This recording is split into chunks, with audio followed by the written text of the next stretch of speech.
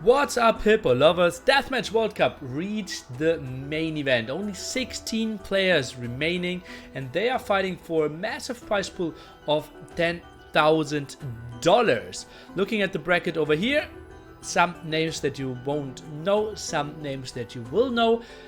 I have to say, this is double elimination, so even if you lose your first match, you still have a chance to win the tournament going through the loser bracket there. And some of you might feel, okay, Nili, I don't know all of those names, and there's some of my favorite players missing.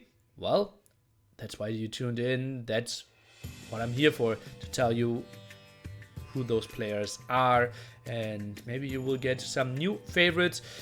Talking about the players that you might know, the Amboys, the Max Dogao and Slam did not even sign up for the tournament. Then we had Doubt losing to Nili. Moving on, and Mr. Yo lost to Back T, and that's why we see Back T not in the bracket, because Back T also lost. He lost to Mr. Rage there, as you can see in the center of the pack. Riot lost to Baraka, as you can see at the bottom. And Miguel lost to Chambre, who then lost to Dragonstar in the very top, who now faces the Viper. Fire lost to Cortical. We had Winchester dropping down to Paladin Z, not the Chinese Paladin, don't get confused there. And ACM, who performed so well on ladder, I think even being number 6 or 7 at one point, had to tap out to Mr. Daywalker. And now we will go through matchup by matchup. The Viper, he got seat number 1. Dragonstar, seat number 16, did defend his seat. It was very close. Miguel should have gone through there and fight off, but that didn't really happen, as I said. And the Viper, Dragonstar, the Viper, as we all know, a massive force in RM and DM alike. He did win DM World Cup 2 in the finals there, went through the winner bracket and had a tough finals though, 5-3 there, but still our seed number 1 and going through there. Dragonstar, seed number 16, didn't play DM World Cup 2. Actually, he faced the Viper there in the qualification as well, and therefore didn't even make it in. Then we take a look at Rubin stock and Cortical, seed number 8 and 9 facing each other there. And Rubin stock, he has a long list of great tournament success in team games. As you can see, Brue and Miguel, they got second in the Uprising, falling to Rage True and Tato only. The Legacy Cup 1, a victory with nearly AoE on to Shine, hello. And then Legacy Cup 2, falling to Tato again, this time with the Viper. And yeah, so he an absolute beast. He was 7th-8 together with Miguel in DM World Cup 2, so that's kind of what we're expecting him to be at again.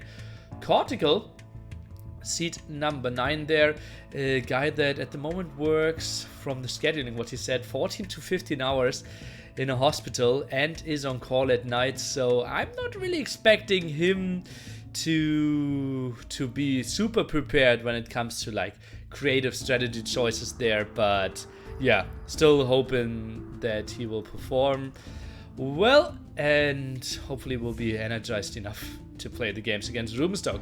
Then we move on. Jetta, seat number 4 against 13.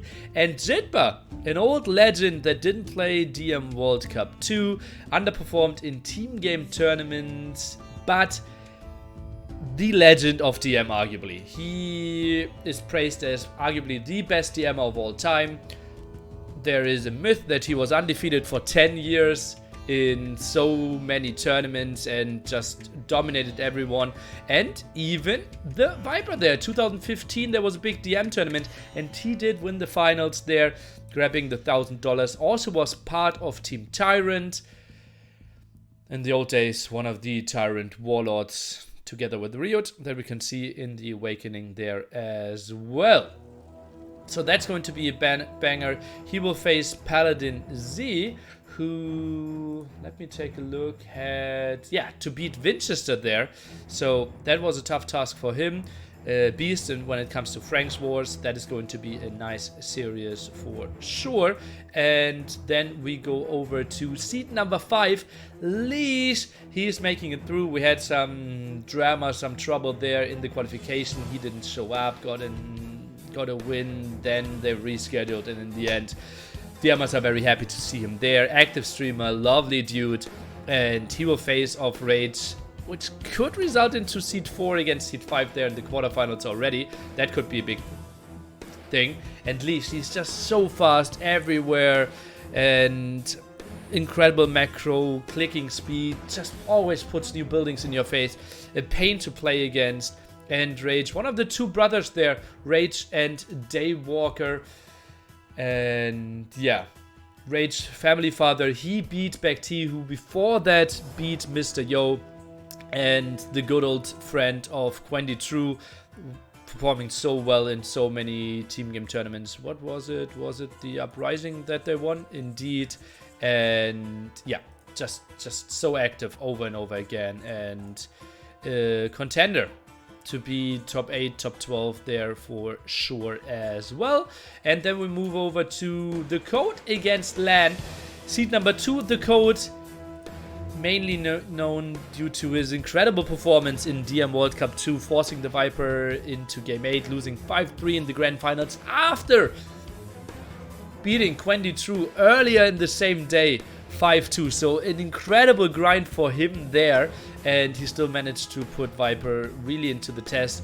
Also, he was 3rd in DM World Cup 1, as we showed earlier, performance in team games alike. And Mr. Lan, he had seed 18. He did beat Zariab in a piece as well, that got Silver League champion in DM World Cup 2, and is now going through in a 4-3 series there. Tough fight. And that brings us to me against Mr. Brue. Seed 7 against 23. And now we feel like 23, that's a high number, making it into the top 16. Yeah! But you will know the story if you watched the fail of the day on my YouTube yesterday. He won the 4-3 there against Favorite, who was seed number 10. And before that, beat 3-2, I'm coming. So 3-2, 4-3. Close performances by him. And me, well, obviously trying to aim for the big spots there, right?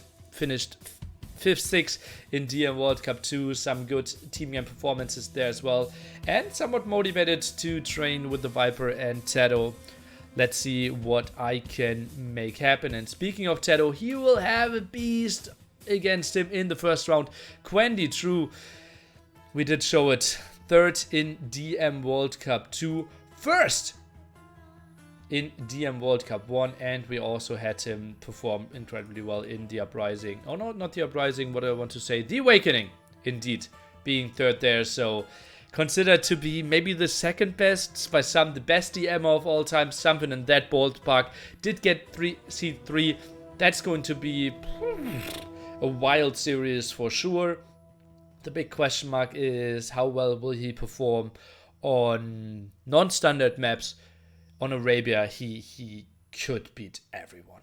And that brings us to the last matchup, Daywalker against Baraka. Baraka, seed 22, beating Riot, and therefore basically jumping into the top 16 there. Incredible job by him. A beast in Frank's War, faces off Daywalker. As I said earlier, the brother of Rage, Daywalker. We did show it. Finished 5th, 6th in DM World Cup 2, and did finish 5th, 6th in DM World Cup 1, getting $50 extra there for the competition contest, the prediction contest. So very close with me in both of those events. And yeah, that's going to be really nice. I will give you also an overview of the ladder at the moment. True, the Code, Leash and Jetta, the 4 DM stars ahead there, and 3 secret boys trailing and trying to overcome them eventually. I hope that you found a favorite for yourself, and I'm looking forward to DM World Cup because, well, we will now have a scheduling phase of 4 weeks and then the big final weekend. The remaining 4 players on Friday, remaining 3 players on Saturday, and the grand final. Best of 11 there with the 1-0 lead for the player from the winner bracket. 17 GMT, your starting times. I hope you will tune in. I hope you're excited. See you all, Hippo lovers.